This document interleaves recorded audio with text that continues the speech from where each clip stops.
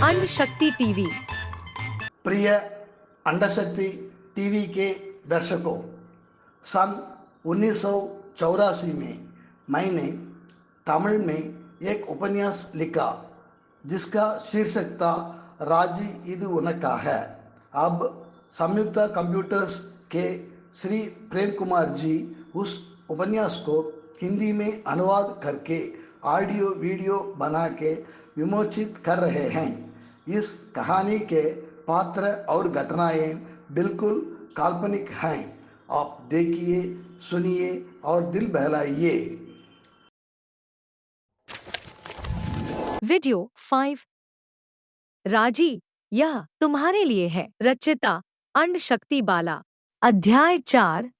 राजी का साम्राज्य। अपने मित्रों से खुलकर बात करने पर चंद्रन के मन में प्रेम की भावना कम नहीं हुई, बल्कि यह और भी बढ़ने लगा।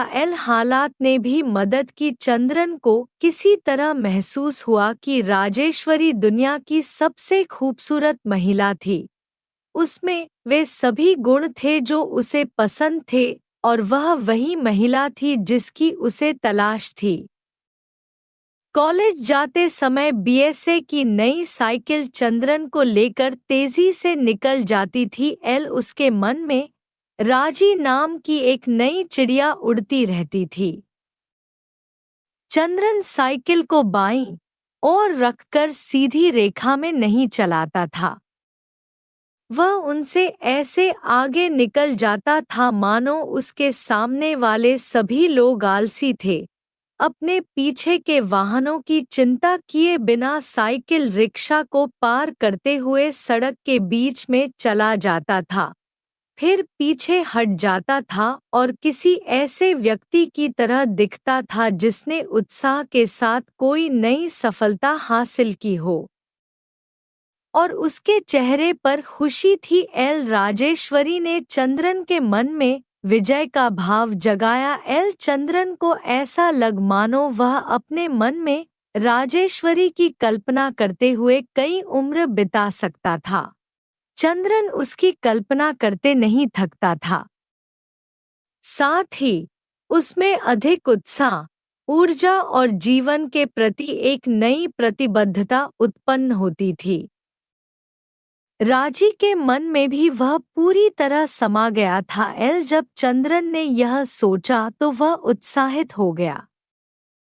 सुबह जैसे ही चंद्रन बैठता था, वह अपनी मेज की दराज खोलता था और किताब वहीं से पढ़ना शुरू किया जहां से उसने पिछले दिन पढ़ाई छोड़ी थी।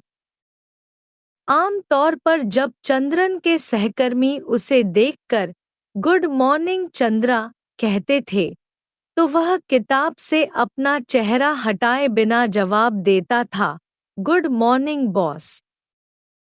उसके पैरों की पायल राजी के आगमन की घोषणा करती थी।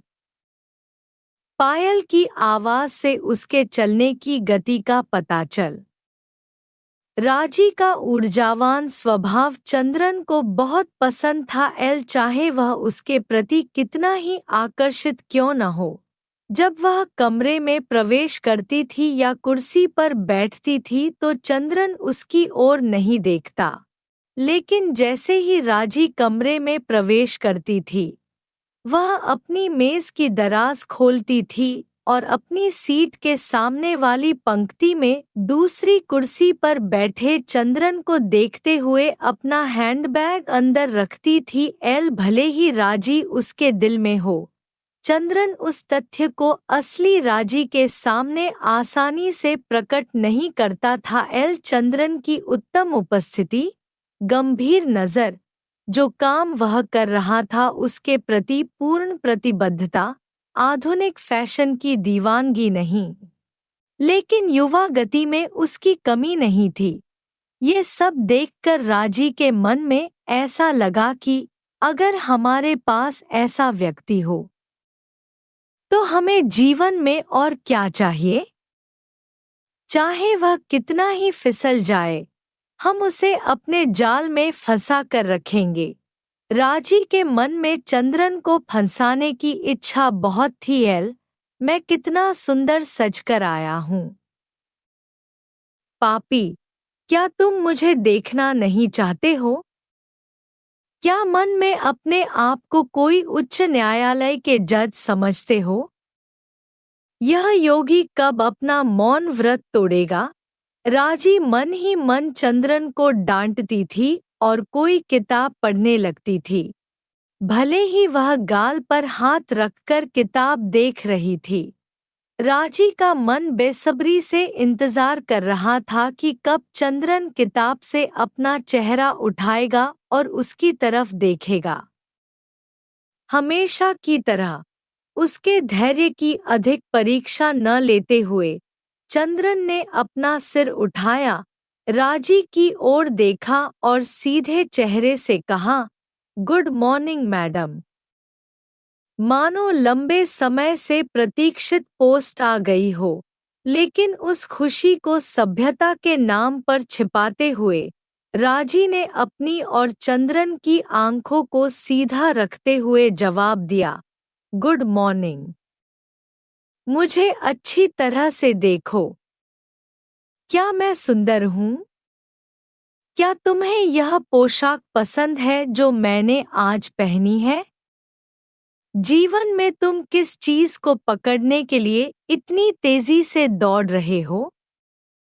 मेरी सुंदरता, मेरा प्यार, इन दोनों से ज्यादा खुशी तुम्हें क्या दे सकती है? मैं तुम्हें दिल भर खुशी दूंगी, तुम्हें अपना गुलाम बनाऊंगी और मैं क्या क्या करती हूँ, तुम देखोगे। क्या तुम्हें लगता है कि मैं तुम्हारी इच्छाओं को नहीं जानती? राजी की आंखों ने सवालों के तीर चलाए। राजी, तुम आज खूबसूरत हो। तुम हर दिन खूबसूरत हो। तुम जो प्यार और स्नेह दिखाती हो, वह मेरे दिल के लोहे के दरवाजे को तोड़ देता है। मैं जिस रास्ते पर हूँ, उसे रोकने की ताकत तुम्हारे पास है। तुम्हारी ताकत के सामने मैं ठोकर खाता हूँ। यह सच है। तुम्हें अपने रास्ते से हटाना मेरे लिए मुश्किल नहीं है। सच तो यह है कि मैं खुद चाहता हूँ कि तुम मेरे रास्ते पर बाधा डालो।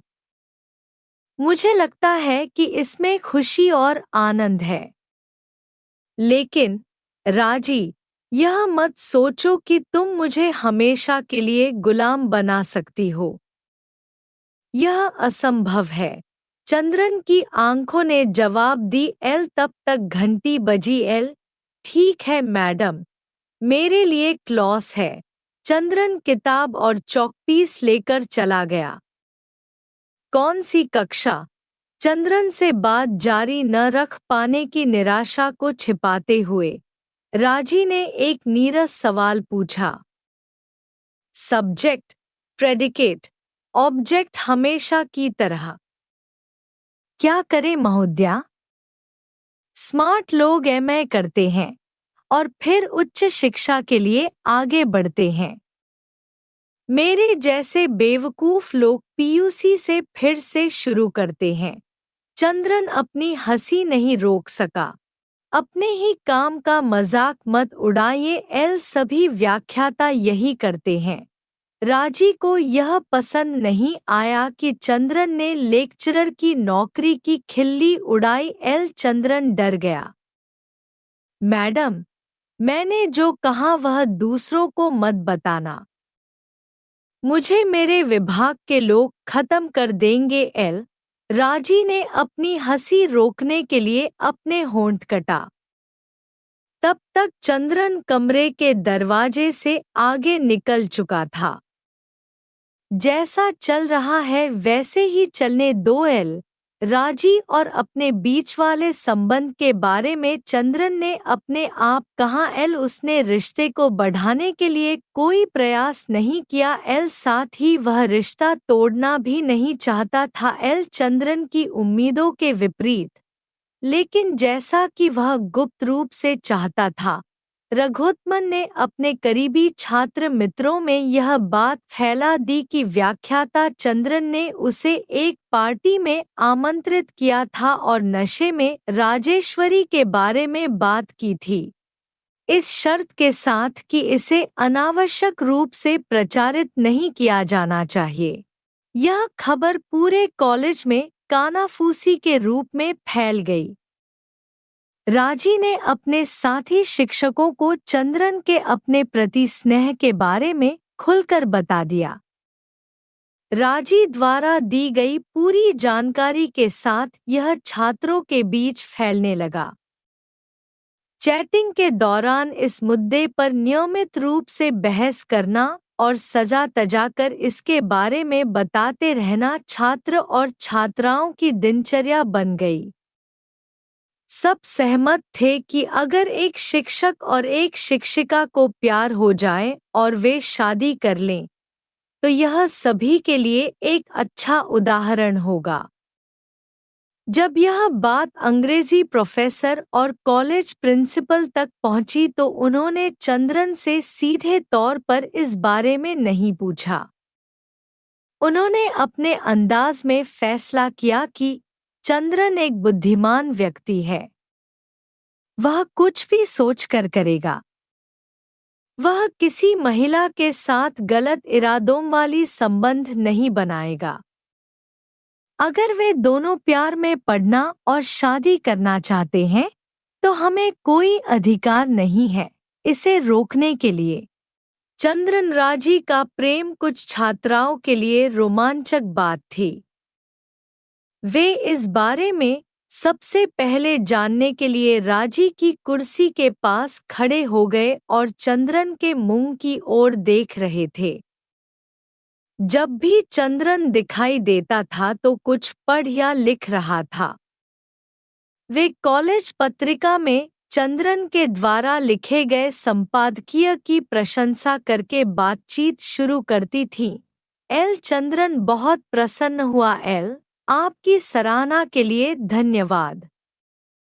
अगर मेरा सारा लेखन प्रकाशित करना है, तो हमें अपने कॉलेज में एक दैनिक समाचार पत्र शुरू करना चाहिए। चंद्रन ने लेखन के क्षेत्र में अपनी रुचि व्यक्त की। भीड़ में खड़े रहने वाले विद्यार्थियों में विजया, जो बीए अर्थशास्त्र पढ़ रही थी, ने चंद्रन से उसका पसंदीदा प्रश्न पूछा, क्या आपने कोई कहानी या लेख लिखा है? चंद्रन ने मुस्कुराते हुए उत्तर दिया, हाँ, बिल्कुल एल, मेरे पास बहुत सारे स्क्रैप के साथ एक फाइल है। यदि तुम चाहती हो, तो मुझे बताना, मैं ले आऊंगा। लेकिन पूरा पढ़कर मुझे मत डांटो। विजया चंद्रन के अंदर छिपे विचारों को जानना चाहती थी। अच्छा, फाइल कब लाएंगे? उसने बहादुरी से पूछा। एल, हालांकि अन्य छात्राओं में भी विजया जैसी ही इच्छा और रुचि थी, लेकिन उनके पास पूछने के लिए पर्याप्त साहसी नहीं थी। चंद्रन ने विजया को उत्तर दिया, इसके लिए अच्छा समय नहीं चाहिए एल, मैं कल लाऊंगा। मैं भी लंबे समय से एक अच्छे पाठक की तलाश में हूँ। यदि मिस विजया वह पाठक है, तो मुझे कोई आपत्ति नहीं है। बातचीत को आगे बढ़ाने के बजाय चंद्रन ने अपने हाथ में मौजूद अंग्रेजी पत्रिका पढ़ना शुरू कर दिया। लड़कियों के समूह ने राजी से रुंधे स्वर में परिवार, साड़ी और सिनेमा जाने के बारे में पूछा और उधर से चला गया। अगले दिन, जैसा कि चंद्रन को उम्मीद थी, विजया सहेलियों के साथ आई। जब चंद्रन ने उसे देखा तो उसने बिना किसी हिचकिचाहट के बात करना शुरू कर दिया। विजया, यह वह फाइल है जो तुमने मांगी थी। जो बातें मैंने तब लिखीं, जब मेरे पास करने के लिए कोई और काम नहीं था। इसे तब पढ़ो जब तुम्हारे पास करने के लिए कोई काम नहीं हो। एल, विजया ने फाइल लिया और चंद्रन का आत्मविश्वास बढ़ाना चाहता था। एल, आप अपने आप को इस तरह अपमानित क्यों कर रहे हो? उसने डांटा। बाइबल का कहना है कि जो कोई अपने आप को छोटा करेगा वह ऊंचा किया जाएगा। यही विश्वास है। चंद्रन ने दयनीय चेहरे के साथ उत्तर दिया, जिससे विजया सहित सभी छात्राएं हंस पड़ी। जब आप सामान्य रूप से बात करते हैं तब भी एक लेखक की तरह नजर आते हैं। ठीक है, मिलते हैं। राजेश्वरी ने विजया के चले जाने पर उससे बात न करने के लिए चिल्लाया। विजया से बात करने के बाद राजेश्वरी ने उसे विदा कर दिया। चंद्रन के साथ छात्राओं की संलिप्तता से राजी बहुत चिढ़ गई। उसे लगता था कि अगर दूसरी औरतें उसके करीब आएंगी तो वह उसे भूल जाएगा।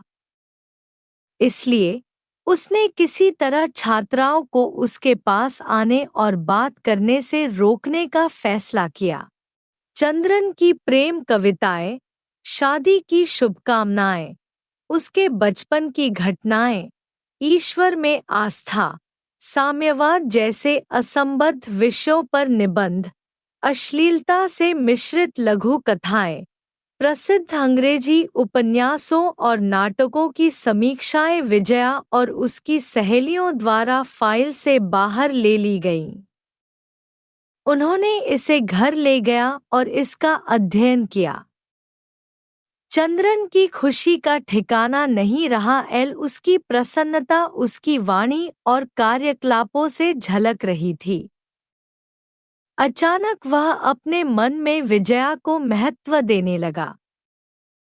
चंद्रन के मस्तिष्क के कोनों में जो विचार आलस्य से सोए हुए थे वे कविता, कहानी और निबंध के रूप में आकार लेने लगे। यह विचार कि विजया उन सभी को पढ़ेगी, उसके लिए और अधिक लिखने के लिए प्रेरणा बन गया। एल, उसने पेज दर पेज लिखा। 3 दिन बाद विजया और उसकी सहेलियां आईं और उन्होंने फाइल चंद्रन को लौटा दी। उन्होंने सलाह दी, आपकी सभी रचनाएं अच्छी हैं, उन्हें पत्रिकाओं में भेजें। यदि आप एक पत्रिका शुरू करती हैं तो मुझे बताएं। मैं आपको सारा कॉपीराइट दे दूंगा, लेकिन मैं किसी अज्ञात पत्रिका कार्यालय में जाकर अपने लेखन को मारपीट खाना बर्दाश्त नहीं कर सकता। जब चंद्रन की बात पर छात्राएं हंसने लगी तो वह भी इसमें शामिल हो गया।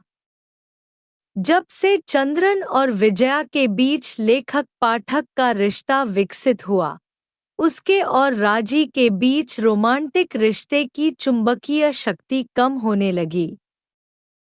विजया नामक एक पाठक के माध्यम से चंद्रन को कई पाठक मिले, तो उस रिश्ते में चंद्रन का मन लग गया।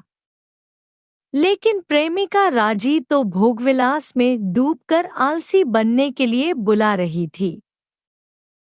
चंद्रन ने फैसला किया कि राजी के रिश्ते को खोना ठीक है, क्योंकि यह स्पष्ट हो गया कि आनंद और खुशी की उसकी इच्छा अंततः आलस्य को जन्म देगी।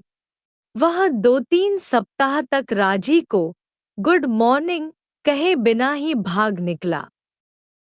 राजी के मन में चल रही उथल-पुथल की चंद्रन ने कोई परवाह नहीं की।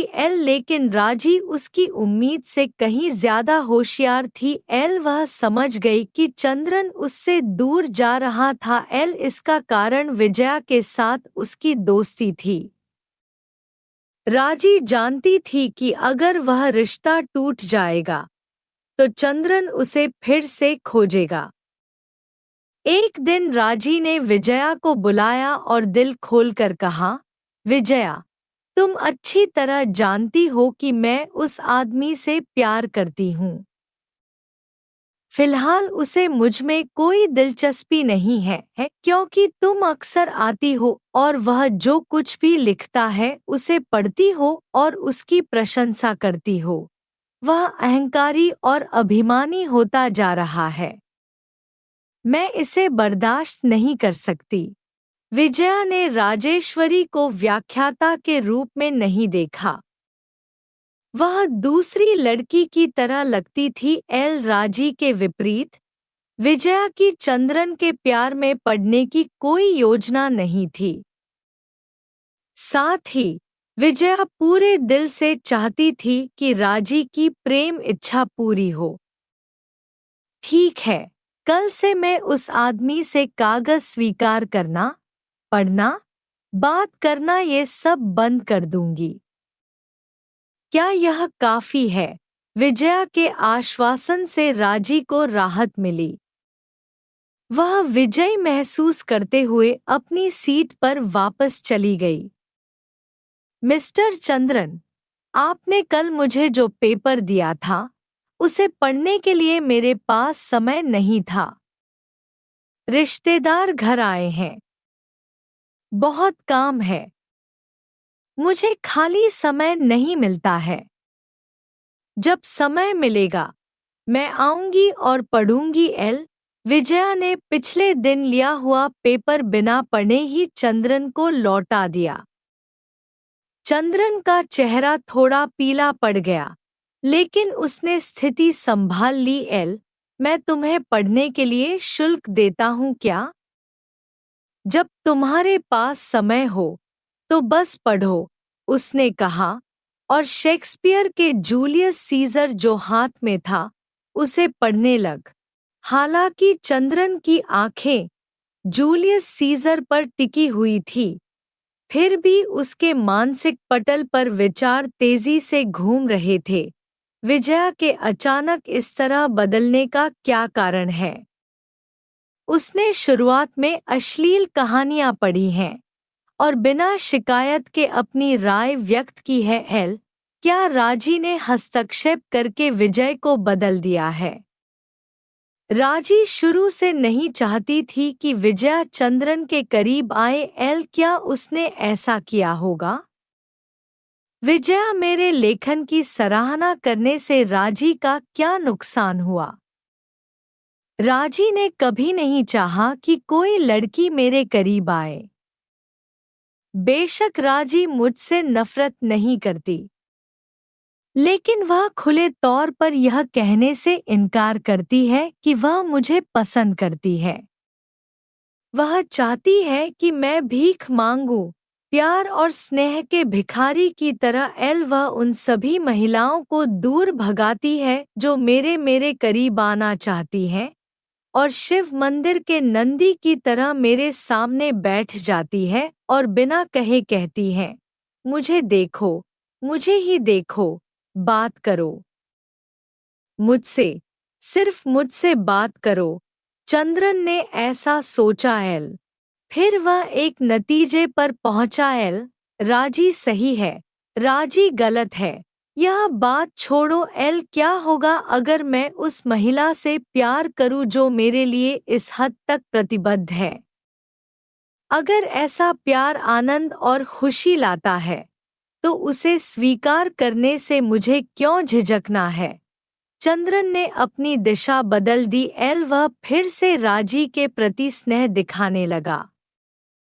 शाम की आखिरी पीरियड के दौरान चंद्रन और राजी दोनों स्वतंत्र थे। कमरे के एक कोने में अंग्रेजी विभाग के 2 व्याख्याता और दूसरे कोने में गणित की प्रोफेसर रुक्मिणी नटराजन उनके काम को ऐसे देख रहे थे जैसे उन्हें चंद्रन राजी की बातचीत से कोई लेना देना नहीं था। Good evening, madam. चंद्रन ने कई हफ्तों के बाद फिर से राजी से बात करना शुरू किया।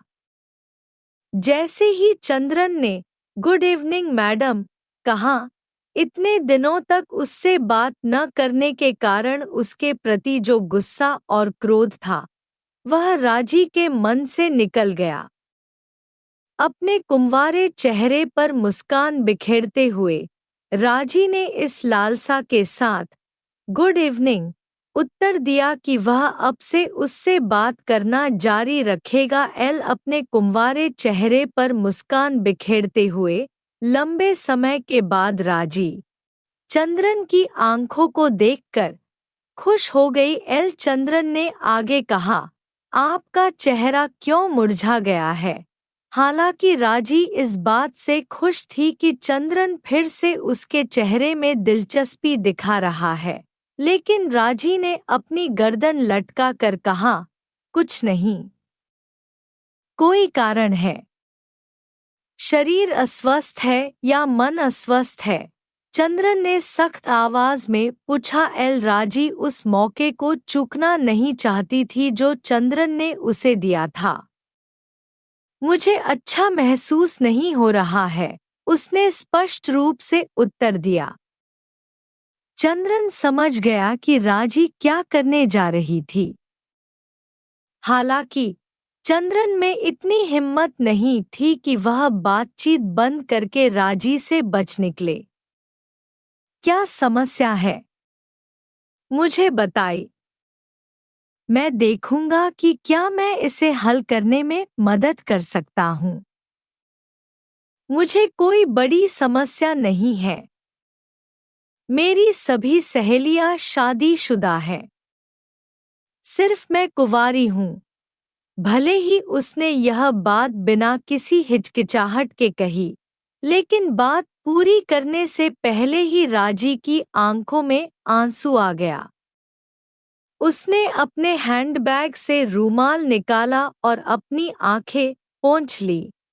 एक 23 वर्षीय महिला को इस तरह बच्चों की तरह रोते हुए और यह कहते हुए कि उसकी शादी नहीं हो रही है देखकर चंद्रन को धर्म संकट हो गया। यदि उसने सांत्वना के ऐसे शब्द कहे जैसे कि उसे दया आ रही है तो स्थिति और भी बदतर हो जाएगी। एल चंद्रन यह दिखाना नहीं चाहता था कि राजी की हरकतें उसके दिल को छू गईं। एल उसने थोड़े उदासीन स्वर में यह कहकर स्थिति को निपटने की कोशिश की, क्या यह एक बड़ी समस्या है?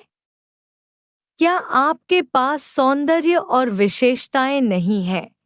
वर ढूंढने में क्या कठिनाई है? चंद्रन ने राजी से एक सहेली की तरह पूछा। चंद्रन को उम्मीद थी कि राजी उसके प्रति अपने प्यार या उससे शादी करने की इच्छा के बारे में स्पष्ट रूप से कुछ कहेगी, लेकिन राजी के जवाब ने चंद्रन को निराश और स्तब्ध कर दिया। घर पर लोग दूल्हे की तलाश कर रहे हैं। कुंडलियां संगत नहीं हैं। भले ही वे संगत हों, दूल्हा 35 साल से अधिक पुराने हैं। चंद्रन का सिर गोल गोल घूम गया। मैंने यह सोचकर उस पर दया की कि वह मेरे प्यार में पागल है। मैंने उसके बारे में सोचते हुए अनगिनत घंटे बिताए भी हैं। मैंने अपने दोस्तों से इसके प्यार के बारे में बकबक किया है। अभी तो लगता है कि उसके मन में ऐसा कोई विचार ही नहीं है। अपनी विशिष्ट शैली में चंद्रन ने बातचीत में हास्य जोड़ दिया और अपने मन में तेजी से उठ रहे सवालों को रोक दिया। सौभाग्य से मुझे यह समस्या नहीं है। जब मैं 7वीं कक्षा में था तो मेरे पिता ने मुझे एक ताड़ का पत्ता दिखाया जिसके 3/4 को दीमकों ने खा लिया था और कहा, यही तुम्हारी कुंडली है।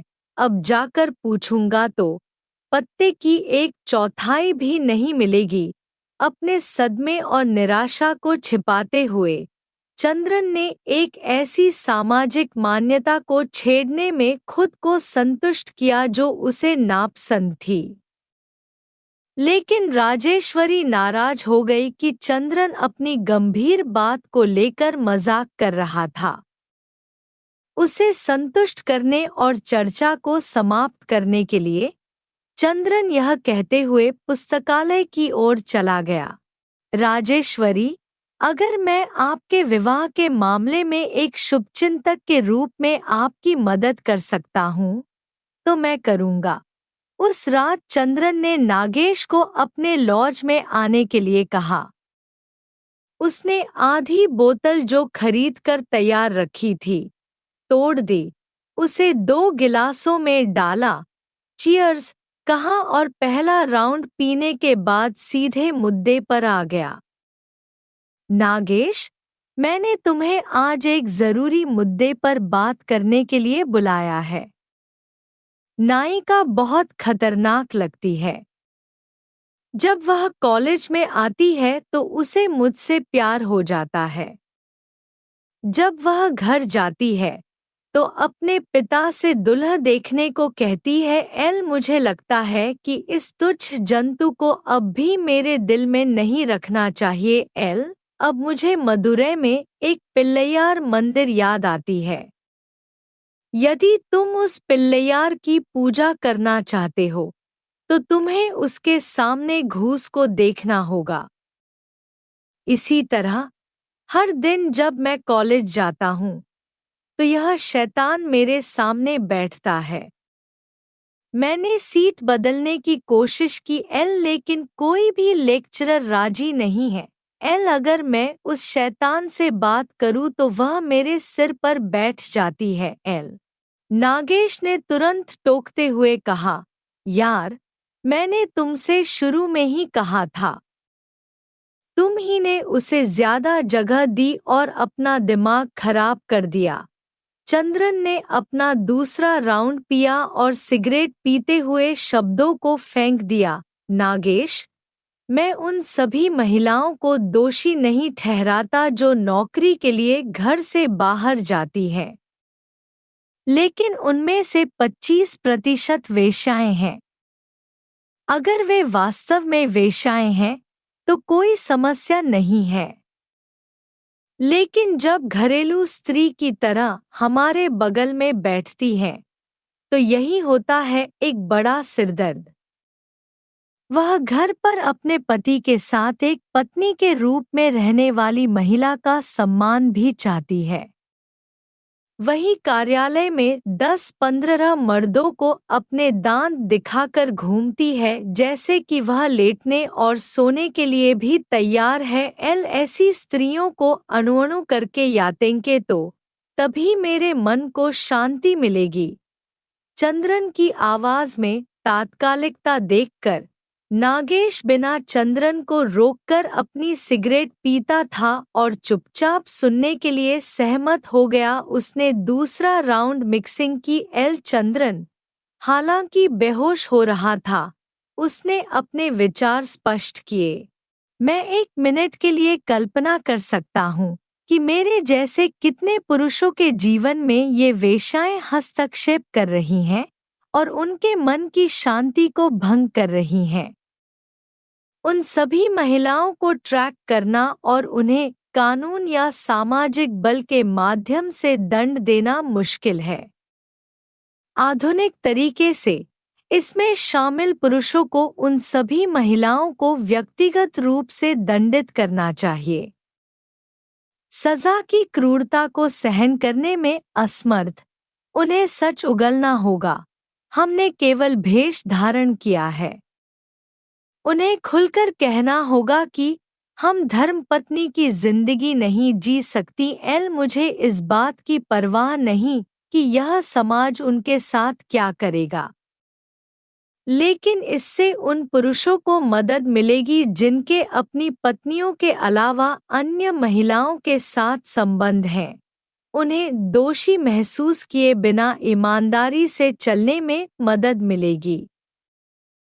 अगर राजेश्वरी शादी करती है तो मैं उसके रास्ते में नहीं खड़ा होऊंगा, लेकिन मैं निश्चित रूप से उसके विवाहित जीवन को बर्बाद करने की पूरी कोशिश करूंगा। इसके लिए मुझे ज्यादा परेशानी नहीं उठानी पड़ेगी। मेरे पास हर दिन उसके अंदर छिपे प्यार और अभिलाषा को जगाने की क्षमता है। अगर ऐसा करने से मेरा नाम खराब होता है तो कोई बात नहीं। लेकिन जब राजी का असली रूप सामने आएगा तो इस समाज को झुकना होगा। मैं शराब पीकर बक बक नहीं कर रहा हूँ, नागेश। मैंने तुम्हें अपने विचार समझाने के लिए आज शराब पी है। मैंने अपने फैसले को दिल में छिपाया नहीं है। चंद्रन ने अपनी भावनाएं व्यक्त करना समाप्त कर दिया। जैसे ही नागेश कमरे से बाहर निकलने के लिए तैयार हुआ, उसने अपने मन की बात कही।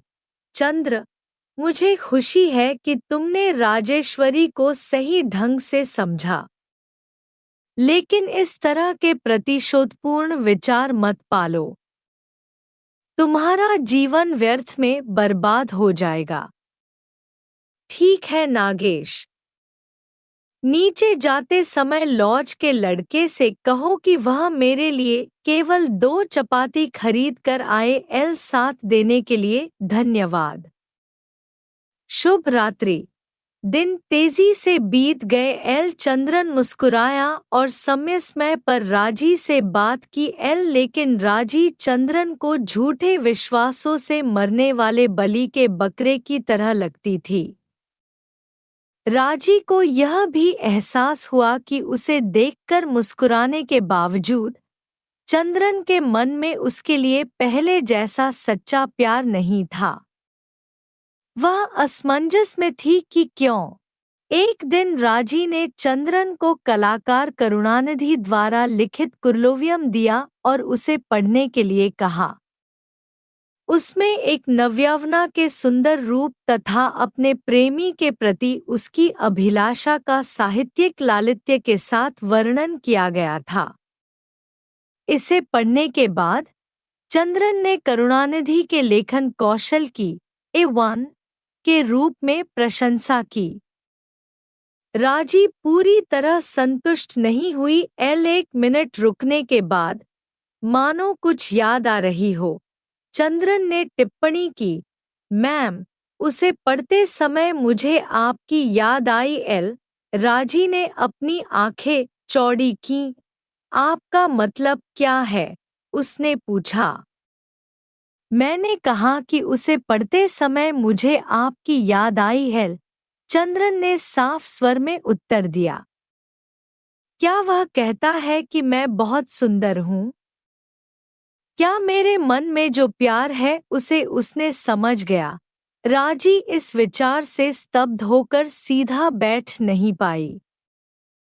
उसने मेज पर बंधी किताब पर अपनी ठोड़ी टिका दी।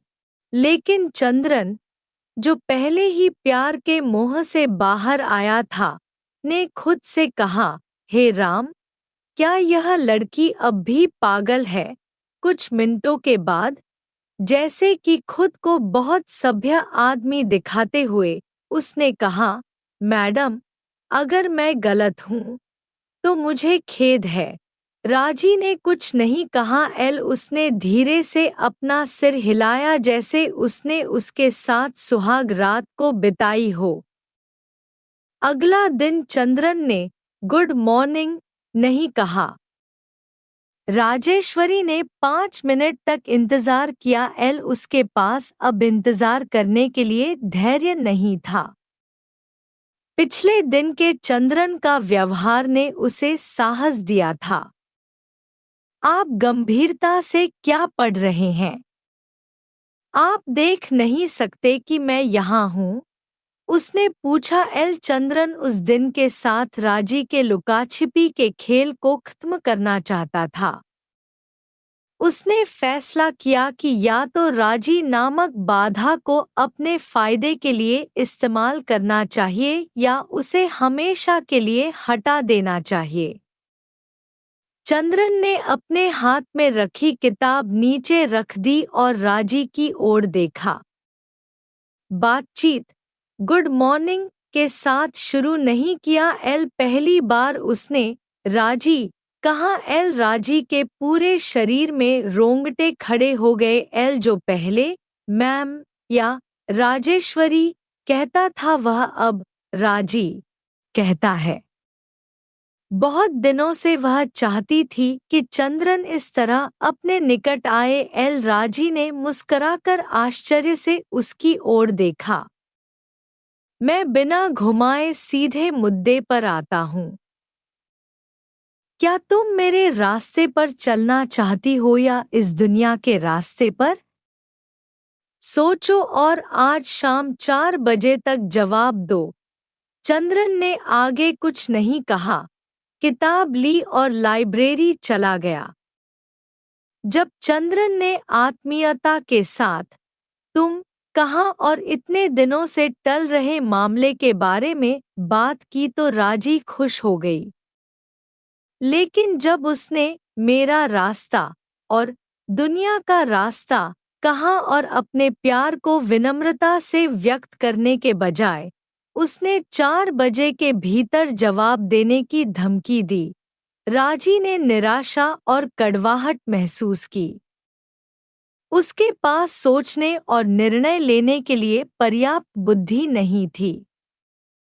उसने अपने साथी शिक्षकों और विजया, जो अब एक दोस्त बन गई थी, से पूछा कि क्या उत्तर दिया जाए। अंत में उसने बिना उत्तर दिए चुपचाप बैठने का निर्णय लिया। चूंकि वह बुधवार था, आखिरी पीरियड में दोनों को क्लास नहीं थी। 3:45 बजे को चंद्रन ने खुद बोलना शुरू किया, जैसे कि राजी की उम्मीद को पूरा करना हो। मिस राजेश्वरी, मैंने आज सुबह आपसे एक प्रश्न पूछा था। आपने अभी तक उसका उत्तर नहीं दिया है। आपको मेरा प्रश्न या मेरे पूछने का तरीका पसंद नहीं आया होगा। फिर भी मेरे मन में जो संदेह और भ्रम था, उसे आपने स्पष्ट कर दिया है। मैं आपको इस दुनिया के रास्ते पर चलने की सलाह देता हूँ। सुबह आपको कम करके तुम बनाया था। मुझे माफ कर दें। चंद्रन ने अपनी किताबें अपने कंधे के बैग में डाल दी और डेस्क की दराज पर ताला लगाया, जैसे कि उसे डर हो कि उसका मामला अदालत में खारिज कर दिया जाएगा। राजी ने अनुरोध किया, मिस्टर चंद्रन, मैं आपसे इसके बारे में कुछ प्रश्न पूछना चाहती हूँ। आराम से बात करेंगे। एक महिला की भावनाओं को ठेस पहुंचाने के बारे में सोचे बिना चंद्रन ने राजी के अनुरोध को बेरहमी से अस्वीकार कर दिया। नहीं, वह अध्याय बंद हो गया। अपने सवालों के जवाब के लिए किसी बूढ़ी महिला को देखें। मैं दोहराता हूँ, मेरे साथ संबंध विकसित करने से आपकी खुशी खराब हो सकती है। व्यर्थ में अपना जीवन बर्बाद मत कीजिए। राजी ने चंद्रन के गुस्से और तेजी को समझते हुए संक्षिप्त रूप से ठीक है उत्तर दिया, जैसे कि वह बिल्कुल भयभीत नहीं हुई थी। चंद्रन तुरंत वहां से चला गया। 2 महीने बाद जब चंद्रन कैंटीन में अकेले बैठा था, नागेश ने उसे कंधे पर थपथपाया और उसके मन में चल रहे ख्यालों को रोका और बोला, हे चंद्र, मैं तुम्ही को ढूंढ रहा था। अच्छी खबर है, तुम्हारी नायिका की सगाई हो चुकी है। श्रीराम ने कहा, आयकर विभाग में अधिकारी है। क्या अब तुम राहत महसूस करते हो? ठीक है, मुझे एक ट्रीट दो। चंद्रन एक पॉकेट मिक्सर और अंगूर का रस ले आया। यह निश्चित रूप से खुशी की खबर है। बड़ा सिरदर्द दूर हो गया है। लेकिन खुशी पूरी नहीं है। मैंने सोचा कि राजी बेबस होकर मेरे पैरों पर गिरेगी और मैं उसे अपनी इच्छानुसार उपयोग कर सकूं। मुझे उस इच्छा को छोड़ना होगा। जब मैं उषा को भूल सकता था, राजी को भूलना मुश्किल नहीं है। लेकिन अगली लड़की मिलने तक थोड़ी परेशानी होगी। चंद्रन अपने असली स्वभाव को अपने करीबी दोस्त से छिपाना नहीं चाहता। नागेश ने मुस्कुराते हुए कहा, मैंने सुंदरम से भी यही बात कही थी। ठीक है एल, तुम अभी किसको पकड़ना चाहते हो? चंद्रन ने नागेश को सुधारा, यार, मैं खुद किसी की तलाश नहीं करता हूँ। मैं अपने रास्ते में जो कुछ भी गिरेगा उसे उठाकर अपनी जेब में रख लूंगा। बस इतनी ही बात है एल। नागेश की रुचि एक अलग दिशा में मुड़ गई। तुम उस आदमी के बारे में क्या सोचते हो जो राजेश्वरी से शादी करने जा रहा है? चंद्रन ने उदासीनता से जवाब दिया, वह तो बेवकूफ है एल। अगर वह बुद्धिमान होता था तो घर जाकर लड़की को देखने के बजाय उसे कॉलेज में आकर तुमसे और मुझसे उसके बारे में पूछना चाहिए था। जब चंद्रन हंसा कि उसका विचार कितना खतरनाक था, तो नागेश ने भी उसका साथ दिया। यार, अगर वह आदमी तुम्हारा विचार सुनेगा तो इस जीवन में कभी राजेश्वरी की शादी नहीं होगी। तुम्हारे विचार को उन सभी महिलाओं पर लागू कर सकते हैं जो शादी करने जा रही हैं। यदि ऐसा होगा तो ये महिलाएं कम से कम हमसे थोड़ा डरेंगी। Thank you for the treat. Nagesh की दोस्ती ने चंद्रन के मन के दर्द को हास्य की दवा देकर ठीक कर दिया एल। राजेश्वरी की शादी की खबर सुनने के बाद चंद्रन ने राहत महसूस की कि उसके जीवन की एक बड़ी समस्या हल हो गई एल। लेकिन उसको लगा कि उसका दिल 1 इंच तक नीचे हो गया जब उसने सोचा कि जिस लड़की से वह प्यार करता था वह हमेशा के लिए किसी और की हो जाएगी। इसके पहले जिन लड़कियों से उसने प्यार किया था उनकी शादी को अपनी आंखों से देखने का धर्मसंकट उसे नहीं हुआ एल। पर अब वह बार बार आह भरता था और अपने मन की निराशा और पीड़ा को दूर करने की कोशिश करता था। 1 महीने तक न बोलने के बाद चंद्रन ने गुड मॉर्निंग मैडम के साथ फिर से बातचीत शुरू की, यह दिखाने के लिए कि वह राजेश्वरी की शादी से निराश या नाराज नहीं था। Good morning. चंद्रन ने देखा कि राजी की आवाज में पहले जैसा उत्साह और जुड़ाव नहीं था। बधाई हो, मैंने आपके बारे में अच्छी खबर सुनी है। राजी ने धन्यवाद कहते हुए नकली मुस्कान दी। मानो कुछ गलत हो गया हो। उसके चेहरे पर भय, भ्रम और उदासी के भाव थे। हालांकि चंद्रन को राजी की दुर्दशा के प्रति सहानुभूति थी, लेकिन उसने दृढ़ निश्चय किया था कि वह राजी की जिंदगी में फिर से शामिल नहीं होगा एल। चंद्रन ने एहसास किया कि किसी और आदमी के प्रति प्रतिबद्ध होने के बाद भी उससे प्यार करना खतरनाक था। राजी किसी भी तरह चंद्रन को अपने जीवन में शामिल करना चाहती थी और उसे अपने जीवन का हिस्सा बनाकर रखना चाहती थी। चूंकि यह एक विकृत संभावना थी, चंद्रन राजी से दूर चला गया। राजी ने चंद्रन को दिवाली पर घर आने के लिए कहा। चंद्रन ने यह कहते हुए निमंत्रण अस्वीकार कर दिया कि वह किसी के घर नहीं जाता था एल। जब राजी मिठाइयाँ लेकर आई तो उसने धन्यवाद कहा और बातचीत संक्षिप्त कर दी। राजी अपने भावी पति और उसके परिवार के बारे में दूसरों से ऊंची आवाज में बात करके चंद्रन का ध्यान आकर्षित करने की कोशिश करती थी। चंद्रन ने ऐसा व्यवहार किया मानो उसकी भावनाओं पर किसी भी तरह का कोई प्रभाव नहीं पड़ा हो। एक दिन जब वे दोनों अकेले थे, राजी अपनी पीड़ा नहीं रोक सकी और चंद्रन को देखकर रोने लगी। चंद्रन का संकल्प फिर कमजोर हो गया।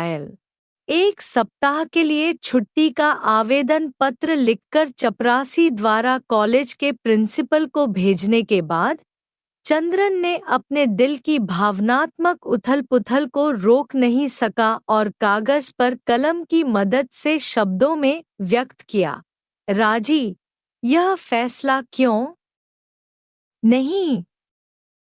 सवाल ही गलत है। यह किसका फैसला है? तुम्हें मुझ पर भरोसा नहीं था। तुम्हें डर भी लग गया। अगर मैं आधे रास्ते पर तुम्हें छोड़ दूंगा तो? यही मेरी कहानी है। सुनो, कई महिलाओं से प्यार किया मैंने। तुम मेरे सामने आकर खड़ी हो गई। मुझे तुमसे प्यार हो गया। सभी महिलाएं तुम्हारे अंदर नजर आईं। मैंने अपने आप को खो बैठा। मेरे दिल की रानी, मैं तुम्हारी मुस्कान का गुलाम बन गया। मुझे तुम्हारी सुंदरता पसंद आई। मैं हाथ बांध कर खड़ा था तुम्हारे सामने। उसमें नशा भी था और मजा भी। आनंद की उस दुनिया में घंटे, दिनों और महीने भी बीत गए। बेहोशी दूर हो गई। मैंने तुमसे जीने का तरीका पूछा, तुम नहीं थी। मैंने तुम्हें खोजा। तुम्हारा राज्य कहाँ गया? चौंक पड़ा मैं। तुम्हें बेहोश करना आता था। मानव जीवन तुम्हें अज्ञात था। अगर लत और आनंद ही काफी हो तो मैं तुम्हारा दास बनकर रहता। मुझ में सोचने की क्षमता थी। योजनाएं थी। मेरे रास्ते पर तुम आओगी? मैंने पूछा। तुम लड़खड़ाई। परिणाम? मैंने धैर्य खो बैठा। हमारे रिश्ते को बढ़ाए बिना मैंने खुद रोका। खत्म हो चुकी बातें कब्रें हैं, उनको खोदना बेवकूफ़ी है। पसंद करके या किए बिना तुम संसार के मार्ग पर जा रहे हो। बेझिझक आगे बढ़ो। सोच समझकर काम करोगी तो कुछ आनंद मिलेगा। मेरे कंधे पर कभी झुकना चाहती हो तो बेझिझक आओ। मैं इंतजार करूंगा तुम्हारा। मेरी चिंता मत करो। अपनी ज़रूरतें पूरा करने का मुझे मालूम है रास्ता। तुम्हें और तुम्हारे भावी पति को मेरी हार्दिक शुभकामनाएं। हमेशा तुम्हारा प्रेमी। चंद्रन ने अगली सुबह एक मित्र के माध्यम से जो लिखा था उसे टाइप किया और उसे राजी को उसके कॉलेज के पते पर भेज दिया। पत्र पढ़कर राजेश्वरी हैरान रह गई। वह चाहती थी कि चंद्रन अपना मन बदल ले और कम से कम इस बार उसे अपनी पत्नी के रूप में स्वीकार कर ले। यह अन्य शिक्षकों और विजया जैसे छात्रों के लिए दर्दनाक था जो राजी के करीबी थे। किसी को भी संदेह नहीं था कि पत्र चंद्रन द्वारा लिखा गया था, यहाँ तक कि उसके हस्ताक्षर या नाम के बिना भी। चंद्रन अपने निर्णय पर दृढ़ था। उसने अपना समय ब्रिटिश काउंसिल लाइब्रेरी में जाकर किताबें पढ़ने में बिताया। उसने सिर्फ नागेश को राजी को लिखे अपने पत्र के बारे में बताया था। दोस्तों, हम अगले शुक्रवार रात 8 बजे को फिर मिलेंगे। शुभ रात्रि।